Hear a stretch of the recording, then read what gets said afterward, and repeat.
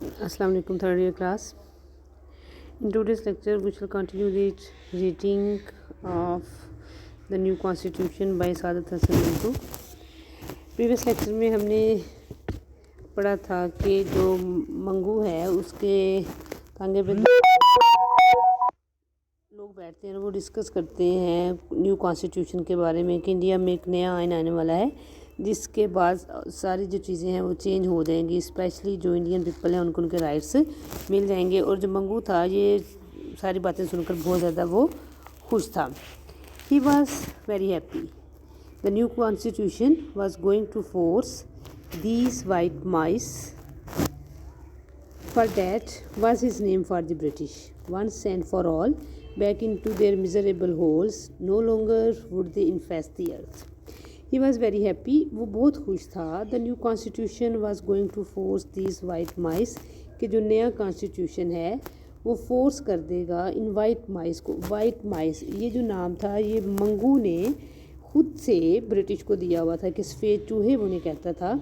Once and for all back into their miserable holes कि हमेशा के लिए वो अपने मिजरेबल होल्स में दोबारा चले जाएंगे।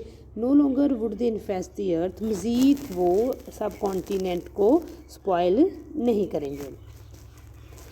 The next way Nathu, Nathu जो था वो एक और टांगे वाला था जो कि इसका फैलो था मंगू का। द बाल्ड हेडेड, वो उसके सर पे बाल कम थे। एम्बल्ड इन अ वाइल लेटर, जब थोड़ी देर बाद वो आया।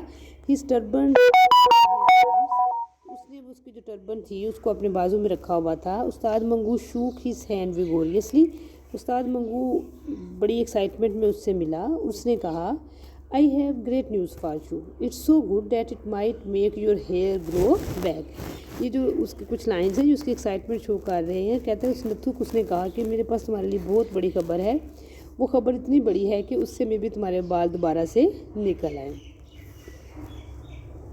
He then went into a detailed description of the changes the new constitution was going to bring to India. उसके बाद उसने नत्थू के साथ वो सारी चीज़ें डिटेल में डिस्कस की कि जो न्यू कॉन्स्टिट्यूशन है वो इंडिया में कौन कौन से चेंजेस ले आएगा। You just wait and see, देखो और इंतज़ार करो।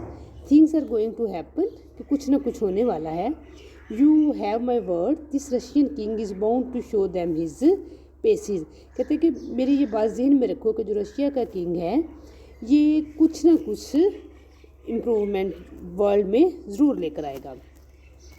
उस्ताद Mangu had heard many stories about the communist system over the years. Ustad Mangu जो था, जैसे कि शुरू में हमने पढ़ा कि वो उसको बहुत ज़्यादा नॉलेज था अपनी सराउंडिंग्स के बारे में, पूरे वर्ल्ड के बारे में बहुत ज़्यादा इंटरेस्ट लेता था पॉलिटिक्स में। तो उसने कहा कि कई सालों से वो कम्युनिस्ट सिस्टम के बारे में सुन रहा था। There were many things he liked about it and he liked this system such as their new laws and ever newer ideas. क्योंकि वो उसको ये सिस्टम इसलिए पसंद था क्योंकि इसमें कुछ जो लॉज थे वो न्यू आते हैं और न्यू आइडियाज़ वो ये सिस्टम लेकर आता। That was why he decided to link the king of Russia with the India Act. इसलिए उसने रशिया के जो किंग को इंडियन एक्ट के साथ लिंक कर दिया कि जैसे रशिया का जो किंग था पूरी दुनिया में कुछ चेंजेस लेकर आ रहा था, इस तरह इंडियन जो एक्ट होना था 1935 इसने इंडिया में चेंजेस लेकर आ रहा था। ही वॉज कन्विंस्ड, वो एग्री था that the changes being brought in on 1 April were a direct result of the influence of Russian king. उसके जहन में ये बात चल रही थी कि अगर इंडिया में जो नया कानून आ रहा है तो ये इसमें भी जो रशियन किंग है उसका इन्फ्लुएंस है। He was of course quite convinced that every country in the world was ruled by a king. वो इस बात पे भी एग्री था कि दुनिया में जितने भी कंट्रीज़ हैं उन पर किंग को रूल करना चाहिए। फॉर सम ईयर्स, कुछ सालों के लिए जो रेड शर्ट मूवमेंट जो पेशावर में शुरू हुई had been much in the news, बहुत पॉपुलर ये रेड शर्ट मूवमेंट हुई। टू उस्ताद मंगू के लिए this movement had something to do with the king of Russia. Ustad Mangu उस मूवमेंट को भी रशियन किंग के साथ ही लिंक करता and naturally with the new government of India act. और इस तरह से उसने जो गवर्नमेंट ऑफ इंडिया एक्ट 1935 था इसको भी लिंक किया रशियन किंग के साथ। There were also frequent reports of bomb blast in various Indian cities. Frequent उसे रिपोर्ट्स मिल रही थी कि इंडियन सिटीज़ के कुछ शहरों में बम ब्लास्ट की उसे न्यूज़ मिलती थी। Whenever Ustad Mangu heard that so many had been caught for possessing explosives or so many were going to be tried by the government on treason changes, he interpreted it all as a curtain raiser for the new constitution। जब वो सुनता कि बहुत सारे लोगों को government ने पकड़ लिया है और बहुत सारे लोगों पे जो गवर्नमेंट है वो ट्रीजन के चार्जेस इम्पोज कर रही है, तो वो ये कहता है कि these are a curtain raiser, कि ये जो नया कॉन्स्टिट्यूशन आने वाला है उसके लिए ये इनिशियल साइंस हैं। वन डे, एक दिन क्या हुआ, he had two barristers on at the back of his tonga, उसके टोंगे पर दो जो बैरिस्टर्स थे, लॉयर्स बैठे। They were arguing loudly about the new constitution, they were discussing about the new constitution. One of them was saying, उनमें से एक ये कह रहा था, it is section 2 of the act that I still can't make sense of, कि इस जो आइन है इसमें जो इसकी सेक्शन 2 है उसकी मुझे समझ अभी तक नहीं आ सकी। ओके जी, move to your next page. It relates to the federation of India, कि इस जो न्यू सेक्शन 2 में जो सेक्शन 2 है इसका जो ये रिलेट करती है फेडरेशन ऑफ इंडिया से। Well, no such federation exist in the world, from a political angle it will amount to a disaster, कि पोलिटिकल एंगल से अगर इस चीज़ को देखा जाए तो ये डिज़ास्टर ले आएगी। As a matter of fact what is being propose is anything but a federation. Since most of this conversation was being carried on in English, क्योंकि वो जो दोनों बैरिस्टर्स थे they were talking in English, Ustad Mangu was unable to follow it, Ustad Mangu was unable to understand their conversation. However it was his impression that these two barristers were oppose to the new act, सिर्फ उसका जो impression था उससे उनके discuss करने के तरीके से जज किया कि दोनों जो बैरिस्टर्स हैं they were against the new act and didn't want India to be free, और ये दोनों नहीं चाहते कि इंडिया जो है वो फ्री हो जाए। Toadies he muttered under his breath, उसने अपने मुंह में कहा toadies toadies, he abuse these two barristers. 3 days after this incident, कि इस इंसिडेंट के 3 दिन के बाद क्या हुआ, he picked up 3 students from the government college से उसके टांगे पर 2 सवारियाँ 2 स्टूडेंट्स बैठे, who wanted to be taken to Mazang, जो कि मजंग जाना चाहते थे। They were talking about the new constitution, also the students were discussing about the new constitution. I think things are going to open up with new act, वो students आपस में क्या discuss कर रहे थे कि न्यू एक्ट के साथ कुछ नई जो चीज़ें हैं वो सामने आएंगी। Just imagine we are going to have elected assemblies, वो स्टूडेंट्स थे एंड रेवोल्यूशनरी वो टॉक्स कर रहे थे, कहते कि इमेजिन करो कि हमारी जो असेंबलीज होंगी वो सिलेक्टेड होंगी, if mister dash get selected I am bound to get a government job. Students की साइकी वो ज़्यादातर इंटरेस्ट जॉब्स में लेते, कहते अगर फलां मिस्टर की सिलेक्शन होगी तो then I am bound to get a government job. There are going to be many openings and much confusion. दूसरे स्टूडेंट ने आगे से कैसे रिस्पॉन्स किया कि बहुत सारे नए रास्ते भी होंगे और बहुत सारी नई टेंशन भी होंगी। I am sure of all of us will be able to lay our hands on something. I couldn't agree more, and naturally there is going to be a reduction on the number of all these thousands of unemployed graduates। कहते हैं कि naturally कि बहुत सारे लोगों को jobs मिल जाएंगी और जो अनएम्प्लॉयड ग्रेजुएट्स हैं उनके नंबर में भी कमी आ जाएगी। This conversation was most thrilling as far as Ustad Mangu was concerned. इन स्टूडेंट्स की जो कन्वर्सेशन थी उस्ताद मंगू के लिए बहुत ही एक्साइटिंग थी। The new constitution now appear to him to be something bright and full of promise. अब जो उस्ताद मंगू के लिए जो न्यू कॉन्स्टिट्यूशन था उसे लग रहा था कि एक ऐसी चीज़ है जो बहुत ज़्यादा ब्राइट है और फुल ऑफ promises हैं। The only thing he could compare the new constitution with was the splendid brass and gift paraphernalia he had purchased a couple of years ago for his tanga from Chaudhry Khudabakhsh।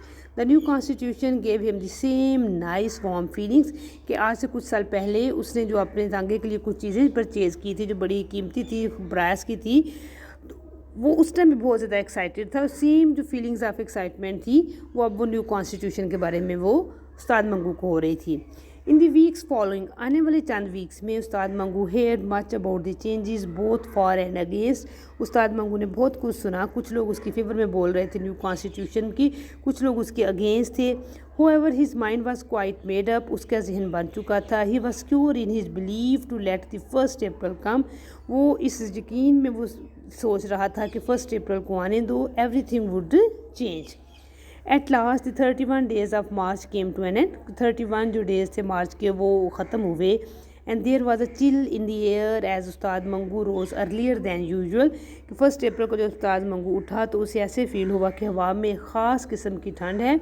वो मामूल से थोड़ा जल्दी उठा क्योंकि he was very excited to see and to observe the changes with the implementation of new constitution. And no move to your next page. He went to the stable, वो stable की तरफ चला गया।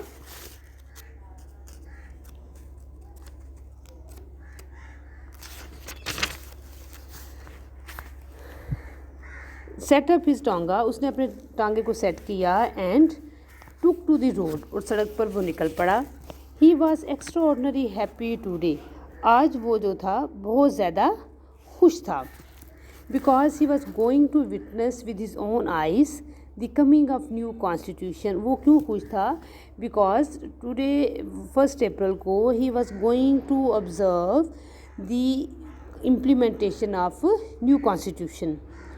In the morning fog, he went round the broad and narrow streets of the city, but everything had the same old and worn-out look. अब सुबह जब वो उठा, उस्ताद मंगू की फीलिंग्स क्या थी? Because he was very excited about that particular day, तो वो कुछ चेंज चाह रहा था। तो उसने he went round the broad and narrow streets of the city, वो उन गलियों में निकला। But everything had the same old and worn out look, लेकिन हर चीज़ उसे वही पुरानी नज़र आ रही थी। He wanted to see colour and light, Ustad Mangu क्या देखना चाह रहा था? वो कलर एंड लाइट को देखना चाह रहा था। There was nothing but there was nothing. He had bought a special new plume for his horse, उसने उस दिन की सेलिब्रेशन के लिए अपने घोड़े के लिए एक न्यू प्लम को परचेज़ किया। बिग डे, क्योंकि उसे ये दिन बहुत बड़ा लग रहा था। And it seem to be the only bit of colour he could see, और उसे लगा कि सिर्फ यही एक नई चीज़ है जो वो देख रहा है। It had cost him a bit of money too. The road lay black under his horse hoofs. जो सड़क थी वो बिल्कुल काले रंग की थी। The lamp post looked the same. जो स्ट्रीट लैम्प थे वो भी वैसे ही थे।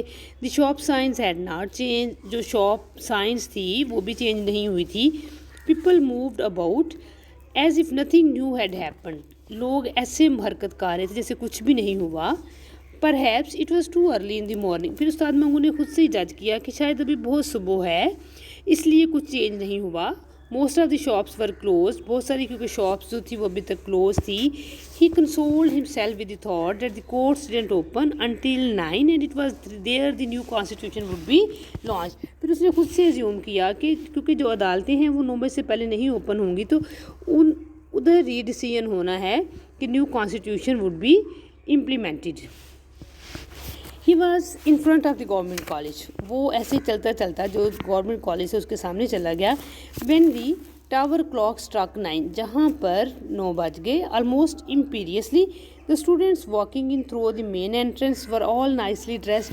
जो स्टूडेंट्स थे जो गेट से एंटर हो रहे थे उन्होंने they were nicely dressed, but somehow they look shabby to, लेकिन उस्ताद मंगू को वो अच्छे नहीं लग रहे थे। इसकी रीज़न क्या थी? क्योंकि Ustad Mangu was very excited about the implementation of this new constitution and he wanted to change, he wanted to see the changes, he wanted to see the excitement and new colour and light, लेकिन ऐसा उसे कुछ real में नज़र नहीं आ रहा था। Therefore everything looked shabby old and worn out Ustad Mangu. He wanted to see something colorful and dramatic.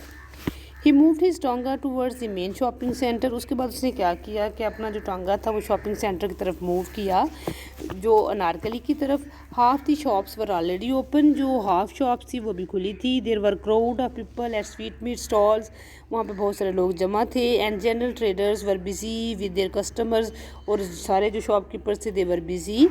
There wares displayed invitingly in the windows, उन्होंने जो चीज़ें बाहर डिस्प्ले की हुई थी दूसरों को इन्वाइट कर रही थी। However none of this had any interest whatsoever in Ustad Mangu, लेकिन कि कोई भी जो उस्ताद मंगू के जहन में चल रहा था वैसा इंटरेस्ट शो नहीं कर रहा था। He wanted to see the new constitution as clearly as he could see his horse. Ustad Mangu was one of those people who can not stand the suspense of waiting. In fact जो उस्ताद मंगू था वो उन लोगों में से एक था जो कि इंतज़ार नहीं कर सकते थे। When he was going to get his first child he had been unable to sit still. He wanted to see the child even before it was born. In fact जब वो उसकी he was going to get his first child तो वो इतना excited था कि वो इंतज़ार नहीं कर पा रहा था। He wanted to see the child, वो अपने बच्चे को पैदा होने से पहले देखना चाहता था। He just couldn't wait for things to take shape. In fact वो चीज़ों को प्रॉपर शेप में आने का इंतज़ार नहीं कर सकता था। He wanted everything to happen immediately. वो हर चीज़ का जो रिस्पॉन्स है फौरी देखना चाहता है। Great leaders in Ustad Mangu's view were those who were profusely garlanded when taken out in procession. Ustad Mangu के नज़दीक बड़े लीडर वो होते थे जब वो किसी जलसे में जाएं तो वो बहुत ज़्यादा उन्होंने गारलैंड्स जो वियर किए हों। And there was a new few scuffles with the police during the proceedings. और उस जलसे में पुलिस के साथ भी कुछ टसल हो जाए। Went up even further in Ustad estimation. He wanted to see the new constitution brought out with same razzle dazzle. In fact वो उसके जहन में भी ये था कि जो न्यू कॉन्स्टिट्यूशन है उसकी इम्प्लीमेंटेशन में भी वही एक्साइटमेंट हो, कुछ न्यूनेस हो, कुछ कलर हो। लेकिन रियलिटी में उस्ताद मंगू जो था उसे ऐसा कुछ भी नज़र नहीं आ रहा था और वो डिसअपॉइंट हो रहा था about the implementation of new constitution. Okay जी, थर्ड आज के लिए इतना ही काफ़ी है। आप लोगों ने जो 3 पेजेस को हमने रीड किया इनको दोबारा से आप लोगों ने रीड करना है। इनमें से कुछ जो लाइन्स हैं अंडरलाइन कर लो। जब आप क्वेश्चन लर्न करोगे तो उसमें आप लोगों के लिए हेल्पफुल साबित होंगी। फर्स्ट में जो लाइन थी कि the new constitution is going to be like boiling hot water which will destroy these bugs who suck the blood of the poor. And next, the new constitution was going to force these white mice once and for all back into their miserable holes. इन lines को underline कर लो। और ये जो lines हैं, I have great news for you, it's so good that it might make your hair grow back. ये जो लाइन्स हैं ये आपकी एक्सपेक्टेशन में और एक्साइटमेंट में, जब आप लोग मंगू के एक्साइटमेंट को मेंशन करोगे तो you can quote this line, I have great news for you. Okay जी, नेक्स्ट है आगे आप लोगों के बस एंड काफ़ी है। आप लोगों ने इन पेजेस को दोबारा से एक दफ़ा रीड आउट करना है, इसको अच्छे तरीके से समझना है। कल हम इस स्टोरी को इंशाल्लाह ताला कंप्लीट करेंगे। और क्वेश्चन जो लर्न करने के लिए मैंने प्रीवियस लेक्चर में आपको दिया हुआ है, what were the expectations of उस्ताद मंगू, जो क्वेश्चन नंबर 1 कल हमने डिस्कस भी किया था, उसको ही आज लर्न करना है। क्वेश्चन नंबर 2 जो है वो हम कल के लेक्चर के साथ डिस्कस करेंगे। ओके जी, अल्लाह हाफिज़।